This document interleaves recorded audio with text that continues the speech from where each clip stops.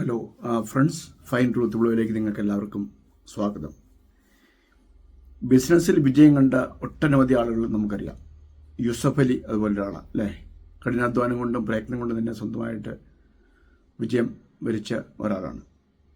അപ്പോൾ അങ്ങനെ അറിയുന്ന നമ്മൾ ഒട്ടനവധി ആളുകൾ ചെറിയ തുടക്കത്തിൽ നിന്നും വലിയ സംരംഭകരായി തീർന്നിട്ടുണ്ട്. അപ്പോൾ അവരെല്ലാം അവരുടെ ഇച്ഛാശക്തി ഉപയോഗിച്ചു. മാത്രമല്ല, എങ്ങനെ ഒരു ബിസിനസ് വിജയിപ്പിക്കാമെന്ന് ചിന്തിച്ചു. അപ്പോൾ അങ്ങനെ നമ്മുടെ ചുറ്റുപാടുകൾ നിരീക്ഷിക്കുക. എനിക്ക് നിങ്ങളോട് പറയാനുള്ളത്, യുവാക്കളോട് പ്രത്യേകിച്ച്, തൊഴിലില്ലാതെ ഒത്തിരി ആളുകൾ അലയുന്നുണ്ട്. അപ്പോൾ എന്താണെന്ന് വെച്ചാൽ നമ്മുടെ ചുറ്റുപാടുകൾ നിരീക്ഷിക്കുക. അപ്പോൾ നമുക്ക് അതിനെ യൂട്ടിലൈസ് ചെയ്യാൻ പറ്റുന്ന സാഹചര്യങ്ങൾ ഏതെങ്കിലും ഉണ്ടോ എന്ന് നോക്കുക. വിശേഷിച്ച് നിങ്ങൾക്ക് നാട്ടിൻപുറങ്ങളിലൊക്കെയാണ് താമസിക്കുന്നതെങ്കിൽ കണ്ടം കൃഷി ഒക്കെ ഔട്ട് ഓഫ് ഫാഷനായി തീർന്നു. കൃഷിക്കാരെല്ലാം അതിൽ നിന്നെല്ലാം പിന്മാറി. അപ്പോൾ അങ്ങനെ കിടക്കുന്ന കണ്ടങ്ങളുണ്ടോ എന്ന് നോക്കുക. വെറുതെ വെള്ളം ലഭ്യമായിട്ടുള്ളതും എന്നാൽ വെറുതെ കിടക്കുന്നതായിട്ട് കണ്ടങ്ങൾ, കൃഷിയില്ലാതെ കിടക്കുന്നുണ്ട്. അപ്പോൾ ചെറിയൊരു പാട്ടത്തിന് നിങ്ങൾക്ക് ലഭിക്കും. അപ്പോൾ അവിടെ നമുക്ക് എന്ത് ചെയ്യാൻ കഴിയും? വെള്ളത്തിന് അവൈലബിലിറ്റി ഉണ്ടെങ്കിൽ അവിടെ ഒരു JCB ഉപയോഗിച്ച് കുളം കുഴിച്ച് അവിടെ നമുക്ക് മത്സ്യകൃഷി നടത്താവുന്നതേ ഉള്ളൂ. അപ്പോൾ അതൊക്കെ വിജയസാധ്യതയുള്ള സംഗതിയാണ്. അങ്ങനെ വെള്ള സൗകര്യമുള്ള സ്ഥലം, ചതുപ്പായിട്ടുള്ള നിലങ്ങൾ JCB ഉപയോഗിച്ച് കുളം താത്തി മത്സ്യകൃഷി നടത്തി വിജയം വരിച്ച ഒട്ടനവധി ആളുകളുണ്ട്. അതിൻ്റെ ചില വീഡിയോ ഞാൻ നിങ്ങൾക്ക് കാണിച്ചു തരാം. നിങ്ങളൊന്ന് നോക്കുക. വളരെ മനോഹരമായ കാഴ്ച. എന്തൊരു രസമാണ്. വളരെ മത്സ്യങ്ങളിങ്ങനെ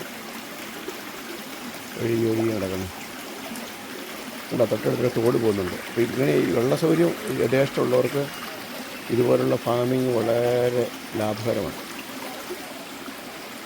അഡീഷണലായിട്ട് ഒത്തിരി ചിലവ് കുറയും. കാരണം എയർ കൊടുക്കേണ്ട, ശുദ്ധ വെള്ളമുണ്ട്.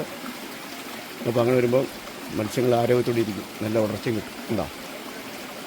ജീവിതത്തിൽ വാട്ടറിന് സൗകര്യമുള്ളവർക്ക് ചിന്തിക്കാവുന്ന നല്ലൊരു സംഗതിയാണ്. എന്നിട്ട് എനിക്ക് ഇച്ചിരി ഹലോ ഫ്രണ്ട്സ്, ഫിഷ് ഫാം ചെയ്യാൻ തക്കണേ നല്ല അനുകൂലമായിട്ടുള്ളൊരു സാഹചര്യം എന്ന് പറഞ്ഞാൽ ഇതുപോലെ കനാല് പോകുന്നതിൻ്റെ താഴ്ഭാഗങ്ങളിൽ ഉണ്ടാവും. നമുക്ക് ഈ കനാലിന് യഥേഷ്ടമുള്ളിടത്ത് വെള്ളം ഉപയോഗിക്കാൻ കഴിയും. അങ്ങനെ വരുമ്പോൾ ഒഴുകുന്ന വെള്ളവും തന്നെയല്ല, വെള്ളം ഇങ്ങനെ യഥേഷ്ടം ഉള്ളതുകൊണ്ട് മത്സ്യം സമൃദ്ധമായിട്ട് വളരും. അതുകൊണ്ട് അതിനെ പ്രയോജനപ്പെടുത്തി ആളുകൾ മത്സ്യകൃഷി നടത്തുന്നുണ്ടോ, ഇത് ചെയ്തുകൊണ്ടോ. ഈ കനാല് താരതമ്യേന അല്പം ഉയർന്നാണ് പോകുന്നത്. രണ്ട് സൈഡും കല്ലുകൊണ്ട് കെട്ടിയിട്ടുണ്ട്. മറ്റേ ഭാഗങ്ങളൊക്കെ താഴ്ന്നു കിടക്കുന്നു. അപ്പോൾ അവിടെ ഇങ്ങനെ ചെയ്യാൻ കഴിയും. പിന്നെ നന്നായിട്ട് ആളുകൾ യൂട്ടിലൈസ് ചെയ്തിട്ടുണ്ട്. ഈ ഒരു സൈഡിലും അതെ, ഇതിൻ്റെ ഓപ്പോസിറ്റ് സൈഡിലും സമാനമായ രീതിയിൽ തന്നെ അവർ ചെയ്തിട്ടുണ്ട്. അപ്പോൾ നിങ്ങൾ താമസിക്കുന്നത് ഇതുപോലെ കനാലുകൾ പ്രയോജനപ്പെടുത്താൻ തക്കൊണ്ടും കഴിയുന്ന സ്ഥലങ്ങളിലൊക്കെ ആണെങ്കിൽ നിങ്ങൾക്ക് ഇത് തുടങ്ങാൻ കഴിയുന്ന നല്ലൊരു കൃഷിയായിട്ട് എനിക്ക് തോന്നുന്നുണ്ട്. ഈ ഭാഗങ്ങളെല്ലാം അങ്ങനെ ചെയ്തിട്ടുണ്ട് അവർ. ഏക്കർ കണക്കിന് സ്ഥലങ്ങളെല്ലാം അതുപോലെ വെള്ളം പിടിച്ച് ചെയ്തിട്ടുണ്ട്. ഇതുണ്ടോ.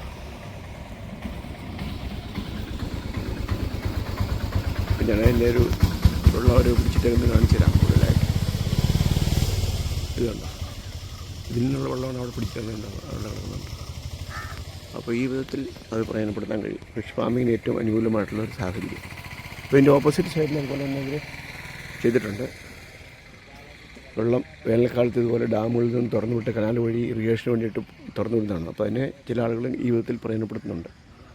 അപ്പോൾ ഈ കണ്ടം കൃഷിയും അതുപോലെയുള്ള കാര്യങ്ങളൊക്കെ വളരെ നഷ്ടത്തിൽ പോകുന്ന സാഹചര്യത്തിലുണ്ടല്ലോ, നമുക്കിതുപോലുള്ള ചില കൃഷികൾ അവലംബിക്കാവുന്നതേ ഉള്ളൂ. അപ്പോൾ അതിന് മത്സ്യകൃഷി നടത്താൻ തക്കൊണ്ടും അവിടെ വലിയ ഹൈറ്റൊന്നുമില്ല. ഒരു മൂന്നടി വെള്ളത്തിൽ കൂടുതൽ ആ കണ്ടത്തിലില്ല ഉണ്ടോ. അപ്പോൾ നേരത്തെ എല്ലാം കണ്ടം കൃഷി ചെയ്തുകൊണ്ടിരുന്ന സ്ഥലങ്ങളായിരുന്നു. കണ്ടം കൃഷി ചെയ്തിട്ടുന്ന സ്ഥലങ്ങളിൽ നിന്നെല്ലാം അവരത് മാറ്റി ഇപ്പോൾ ഇങ്ങനെ ചില കൃഷികളിലേക്ക് തിരിഞ്ഞിരിക്കുകയാണ്. ഉണ്ടോ, ആദായകരമാണ്. അപ്പോൾ ഈ വിധത്തിലുള്ള സൗകര്യങ്ങളുള്ളവർക്ക് അതിനെക്കുറിച്ച് ചിന്തിക്കാവുന്നതാണ്. അല്ലാതെ നമ്മൾ ഇതുപോലുള്ള സൗകര്യങ്ങളില്ലാത്ത സ്ഥലത്ത് അതിനെക്കുറിച്ച് ആലോചിച്ചാൽ അത് സക്സസ് ആകാനുള്ള സാധ്യത തീരെ കുറവാണ്. അപ്പോൾ ഇന്നത്തെ ഈ വീഡിയോ നമുക്ക് വളരെയധികം പ്രചോദനകരമാണ്. നമ്മുടെ ചുറ്റുപാടുകൾ നിരീക്ഷിച്ചിട്ട് നമുക്ക് എങ്ങനെ നമ്മുടെ ചുറ്റുപാടുകളെ പ്രയോജനപ്പെടുത്താമെന്ന് സംബന്ധിച്ച് ചിന്തിക്കുക. അപ്പോൾ അതിലൂടെ നിങ്ങൾക്കൊരു ഐഡിയ ലഭിക്കും. അപ്പോൾ ഇതിലൂടെ നിരന്തരം പ്രവർത്തിച്ച് കഴിഞ്ഞാൽ നിങ്ങൾക്ക് വിജയം വരിക്കാവുന്നതേ ഉള്ളൂ. അപ്പോൾ അതുകൊണ്ട് ഇച്ഛാശക്തിയാണ് ആവശ്യമായിരിക്കുന്നത്, കഠിന പ്രയത്നവും. അതിലൂടെ നമുക്ക് വിജയിക്കാവുന്നതേ ഉള്ളൂ. അപ്പോൾ ഇന്നത്തെ ഈ വീഡിയോ നിങ്ങൾക്ക് ഉപകാരപ്രദമായെന്ന് വിചാരിക്കുന്നു. അപ്പോൾ ഈ ചാനൽ ഇതുവരെ നിങ്ങൾ സബ്സ്ക്രൈബ് ചെയ്തില്ലെങ്കിൽ ദയവായി സബ്സ്ക്രൈബ് ചെയ്യുക. നിങ്ങളുടെ വലിയ കമൻറ്റുകൾ രേഖപ്പെടുത്തുക. മറ്റൊരു വീഡിയോയിൽ നമുക്ക് മറ്റൊരു വിഷയമായിട്ട് കാണാം. അതുവരെ ഗുഡ് ബൈ.